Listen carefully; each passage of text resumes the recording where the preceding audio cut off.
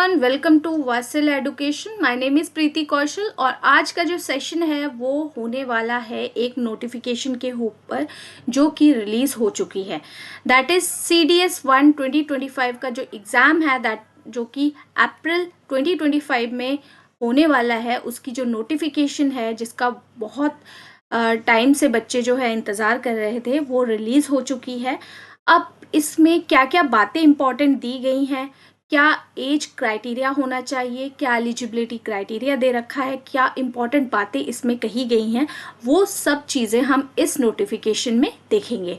तो अब इसकी नोटिफिकेशन की एप्लीकेशन फॉर्म फिल करने की जो लास्ट डेट है वो दे रखी है 31 दिसंबर 2024 तक आप ये जो फॉर्म्स हैं वो फिल कर सकती हैं। तो इसमें क्या क्या बातें दी गई हैं वो हम इसमें देख लेते हैं। सबसे पहले तो एक रजिस्ट्रेशन होती है। Registration has to be done only once in life time. अब इसमें ये बात कही गई है कि candidate are required to apply online by using the website. इस वेबसाइट पे जाके आप देख सकते हैं, अप्लाई कर सकते हैं। A candidate who is willing to apply for combined defence services examination shall be required to apply online and submit the information and supporting document toward various claims such as date of birth, education qualification as sought by the commission along with the registration and online application form। अब जो ये registration है वो आपको one time करवानी पड़ती है और ये जो this can be done any time through out the year. ठीक है, अब बात करें कि जो एप्लीकेशन फॉर्म्स है वो फॉर्म फिल करने की जो लास्ट डेट है दैट इज़ ऑन 31 दिसंबर। तो अगर बाई चांस आपके कोई फॉर्म को फिल करने में कोई इनकरेक्शन हो जाती है तो जो करेक्शन विंडो है वो 7 दिन के लिए ओपन होती है और वो जो डेट है दैट इज़ 1 जनवरी 2025 से लेके 7 जनवरी 2025 तक आप इसमें मॉडिफिकेशन अपने रजिस्ट्रेशन फॉर्म्स में कर सकते हैं। ये लास्ट डेट 1 से लेके 7 तारीख तक 2025 तक ये आपको डेट दे रखी है। 7 दिन का टाइम दे दिया जाता है। अब लास्ट डेट क्या है सबमिशन करने की एप्लीकेशन फॉर्म को, that is 31 December 2024 till 6 PM तक आप जो है वो फॉर्म्स को फिल कर सकते हैं। अब इसमें जो इम्पोर्टेंट जो वैकेंसीज हैं अगर उसकी बात करें, जो CDS 1 2025 का जो एग्ज़ाम है वो करवाया जाता है यूनियन पब्लिक सर्विस कमीशन के द्वारा ऑन 13 अप्रैल 2025 को।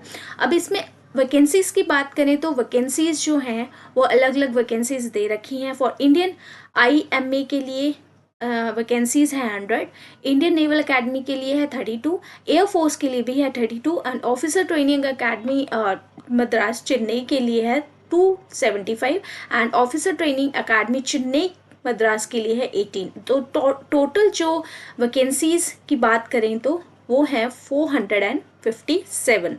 That is very good. तो इतनी वैकेंसीज दे रखी हैं। सेंटर्स ऑफ एग्जामिनेशन देख लें आप इसमें।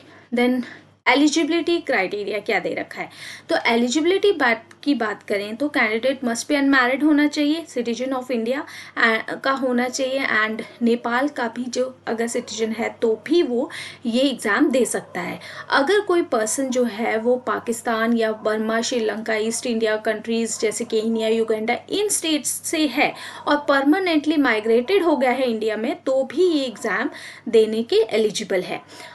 अगर बात करें एज लिमिट्स की, एज क्राइटेरिया क्या है, तो अलग अलग अकेडमीज़ के लिए अलग अलग क्राइटेरिया दे रखा है। For IMA for Indian military academy के लिए अनमैरिड मेल कैंडिडेट होने चाहिए and born not earlier than 2 January 2002 से लेके 1 जनवरी 2007 के बीच में अगर ये लाई करते हैं कैंडिडेट तो आप एलिजिबल हैं ये एग्ज़ाम देने के।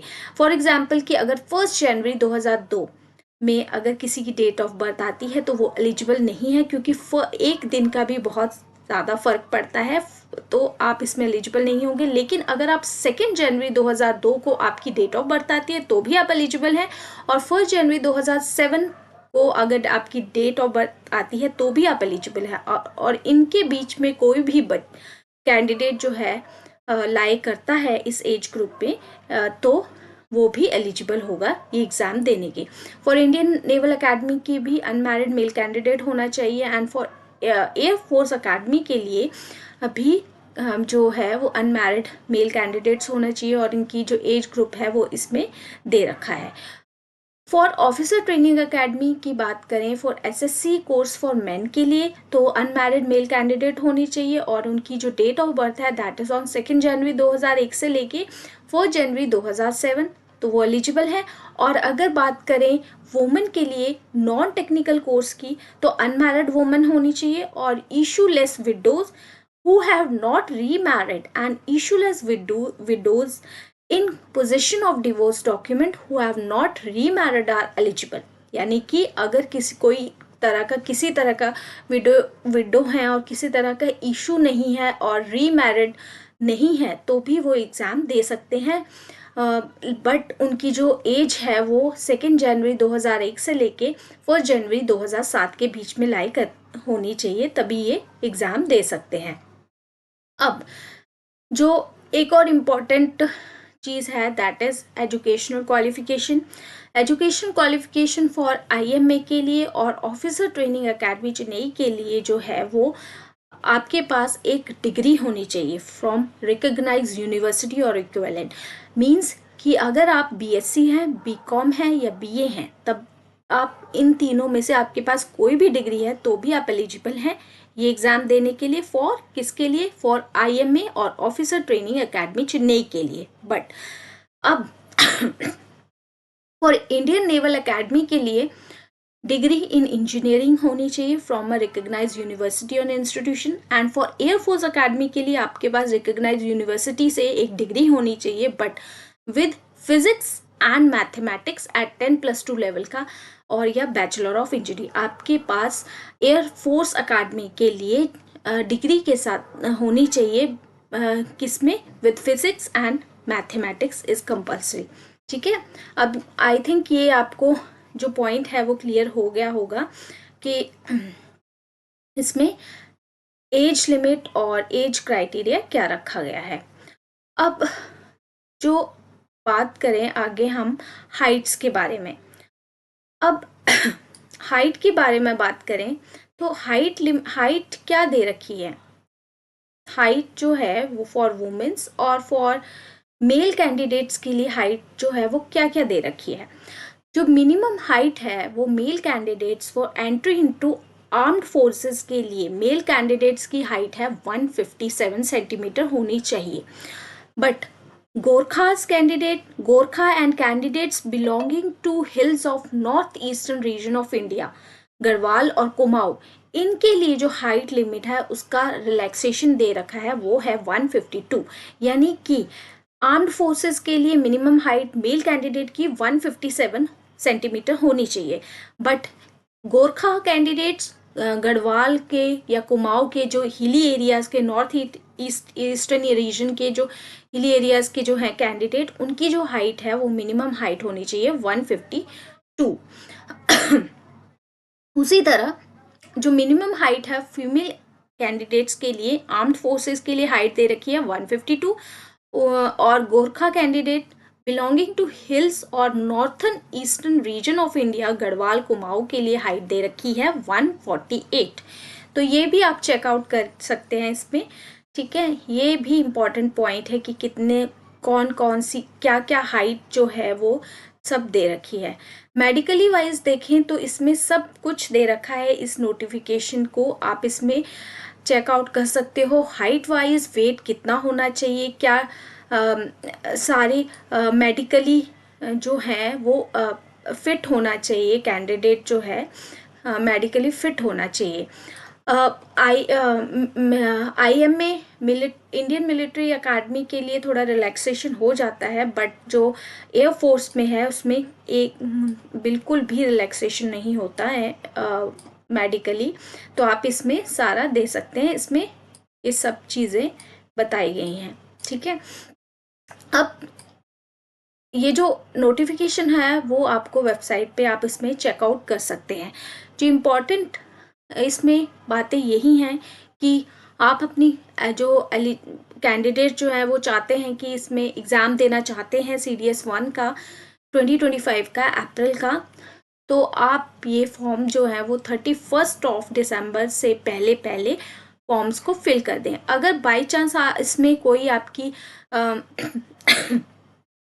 इनकरेक्शन हो जाती है फॉर्म फिल करने में, तो जो एक करेक्शन विंडो होता है वो 1 जनवरी 2025 से लेके 7 जनवरी 2025 तक टाइम देता है आपको।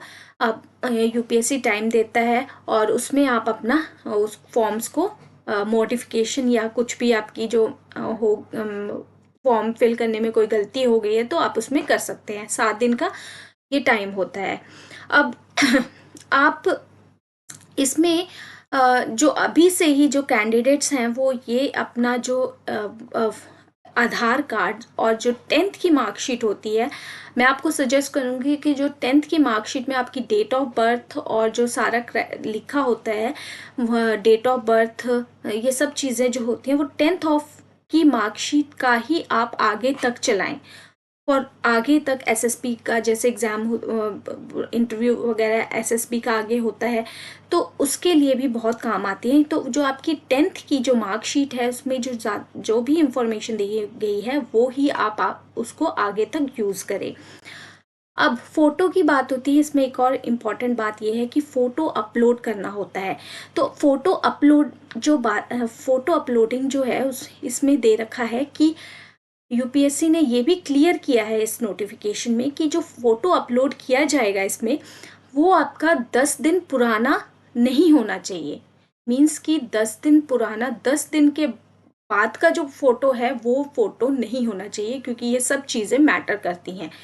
अगर वो 10 दिन पुराना है तो वो फ़ोटो आप उसमें अपलोड ना कीजिए। अपनी पुरानी फ़ोटोज़ जो हैं वो अपलोड नहीं करेंगे। जब आप फॉर्म फिल करेंगे उससे एक दिन पहले आप अपनी फ़ोटो को खिंचवा के वो अपलोड कीजिए। तो ये सब जो चीज़ें हैं ये इसमें नोटिफिकेशन में सारी जो है वो क्लियर किया है UPSC ने कि क्या क्या चीज़ें इसमें होनी चाहिए। तो आप भी इसमें वेबसाइट में जाके ये सारा रीड आउट कर सकते हैं।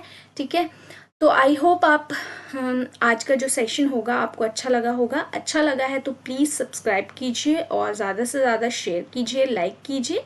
Thank you so much.